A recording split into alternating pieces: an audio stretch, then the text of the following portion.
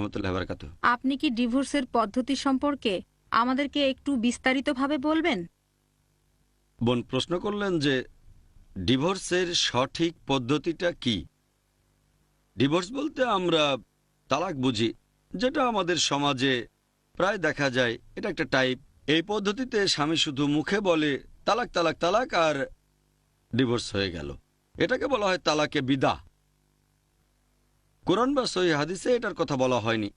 এটা বাদে আরেক ধরনের ডিভোর্স মুসলিম সমাজে দেখা যায়, যেখানে স্বামী ডিভোর্স দেয়, এক মেনস্ট্রুয়াল সাইকেল অপেক্ষা করে, তারপর আবার ডিভোর্স দেয়, আরেক মেনস্ট্রুয়াল সাইকেল অপেক্ষা করে, তারপর আবার ডিভোর্স দেয়। এটাকে বলা হয় তালাকে হাসান। এটা ভালো তালাক। তবে সঠিক তালাক হলো তালাকে আহসান, সবচেয়ে সেরা তালাক। এটার কথা কোরআন এবং সহিহ হাদিসে বলা হয়েছে। কোরআনের অনেক আয়াতেই তালাকের কথা বলা হয়েছে। সূরা তালাক ৬৫ নম্বর অধ্যায় ২ থেকে ৭ নম্বর আয়াতে আছে। সূরা বাকারা ২ নম্বর অধ্যায় ২২৮ থেকে ২৪২ নম্বর আয়াতে আছে। এখানে বিস্তারিত আছে। সাধারণত যখন কোনো বিষয়ে স্বামী এবং স্ত্রীর মধ্যে মতভেদ হয়, তাদের নিজেদেরই এই সমস্যার সমাধানটা করে নেওয়া উচিত। ধরেন, স্ত্রী রান্নার সময় তরকারিতে অতিরিক্ত লবণ দিল। স্বামীর পছন্দ না হলে নিশ্চয়ই বলবে না তালাক তালাক তালাক। বেশি লবণ পছন্দ না হলে স্ত্রীকে সেটা বলেন, সমস্যার সমাধান হয়ে যাবে। সবচেয়ে ভালো নিজেরা বসে আলোচনা করেন, সবচেয়ে ভালো। যদি আলোচনা করে সমাধান না হয়, পবিত্র কোরআন বলছে সূরা নিসা ৪ নম্বর অধ্যায়ের ৩৫ নম্বর আয়াতে যে স্বামীর পরিবার থেকে একজন লোক থাকবে আর স্ত্রীর পরিবার থেকে একজন লোক থাকবে। পরিবারের সবাই একসাথে বসবে, তারপর স্বামীর পক্ষ থেকে একজন লোক, স্ত্রীর পক্ষ থেকে একজন লোক, তারা একসাথে বসবে, তারপর আলোচনা করবে। বিয়ে একটা গুরুত্বপূর্ণ ব্যাপার, আর দাম্পত্য জীবনে অনেক চড়াই উতরাই থাকে। তারা আলোচনা করে একটা সমাধানে আসতে পারেন।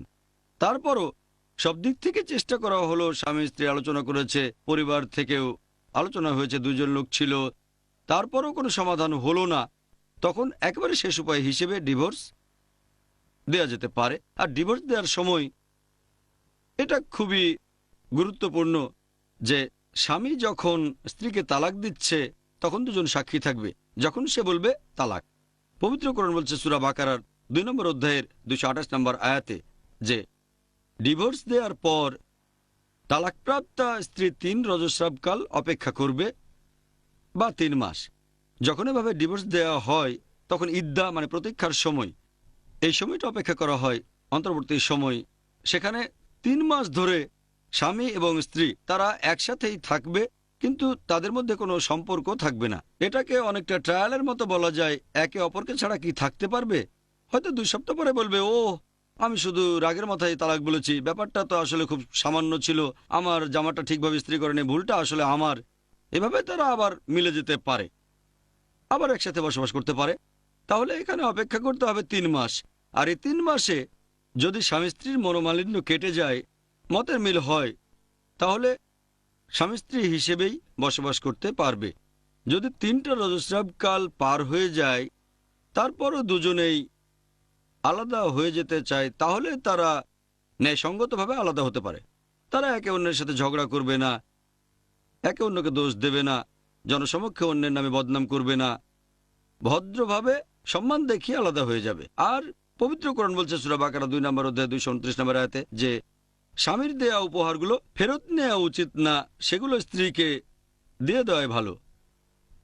আর যদি আলাদা হয়, ধরেন ২ বছর পরে স্বামীর মনে হলো যে আমি ভুল করেছি, তাহলে আবার একই মহিলাকে বিয়ে করতে পারে। পবিত্র কোরআন বলছে সূরা বাকারা ২ নম্বর অধ্যায় ২৩২ নম্বর আয়াতে মহিলারা তাদের প্রাক্তন স্বামীকে বিয়ে করতে চাইলে বাধা দিও না। তার মানে মানুষের মধ্যে ভুল ধারণা আছে, যাকে ডিভোর্স দেওয়া হয় তাকে আর বিয়ে করা যায় না। তারা বলে যে এখানে করতে হবে হালালা। হালালা কি জানেন? হালালা মানে স্ত্রীকে আরেকজনের সাথে বিয়ে দেওয়া হবে, এতে করে সে বৈধ হবে। ইসলাম ধর্মে এটার কোনো অনুমতি নেই।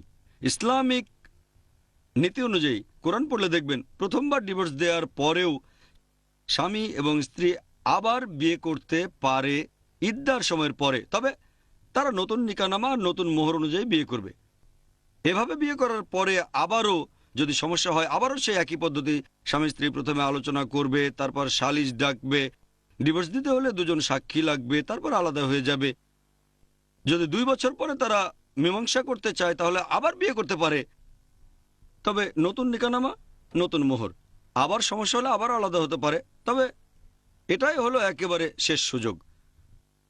পবিত্র কোরআনের সূরা বাকারা 2 নম্বর অধ্যায় 229 নম্বর আয়াত বলছে, এই তালাকের অনুমতি আছে 2 বার, তৃতীয়বারের পর আর হবে না। প্রথম 2 বার ডিভোর্সের পরে আবার বিয়ে দিতে পারেন, তবে তৃতীয়বার ডিভোর্স দিলে আর বিয়ে করা যাবে না, যদি না স্ত্রী আরেকজনকে বিয়ে করে সেটাকে আইনসিদ্ধ করে। এখানে মানুষজন নিয়ে এসেছে এই হালালা। যদি আমি রাগের মাথায় বলে ফেলি তালাক তালাক তালাক, তারপর অনুতাপ করি, তখন স্ত্রীকে আরেকজনের সাথে বিয়ে দেওয়া হবে। এর একদিন পরে তারা ডিভোর্স দেবে, আরেকজনকে বিয়ে করে আইন সিদ্ধ করবে, একদিন পরে ডিভোর্স দিয়ে আগের স্বামীকে বিয়ে করবে। এটা পুরোপুরি হারাম, এটা একেবারে হারাম। ইসলামে এটা নিষিদ্ধ। এরকম প্ল্যানও করতে পারবেন না। যেটা বলা হয়েছে, যদি স্বামী স্ত্রীর বিয়ে হয় তারপর ডিভোর্স দিল আবার বিয়ে করলো, এই বিয়ে করাটা ছেলে খেলা না। এটা তো পুতুলের বিয়ে না যে আপনি 2টো পুতুলের বিয়ে দিলেন, তারপর ভেঙে দিলেন, আবার বিয়ে দিলেন। যদি এভাবে 3 বার বিয়ে দেন তাহলে সেটা আর বদলানো যাবে না। আমার মনে আছে ছোটবেলায় আমার মা বলতেন, বাইরে গেলে ডালাটার দামটা জানতে পারবে। আমি ভাবতাম ডালাটা কি, আসলে ডাল আর আটা। বাইরে বের হলেই ডাল আটার দামটা জানতে আপনারা পারবেন। আমি ভাবতাম ডালাটা কি, হয়তো নতুন কোনো জিনিস, ডালাটা।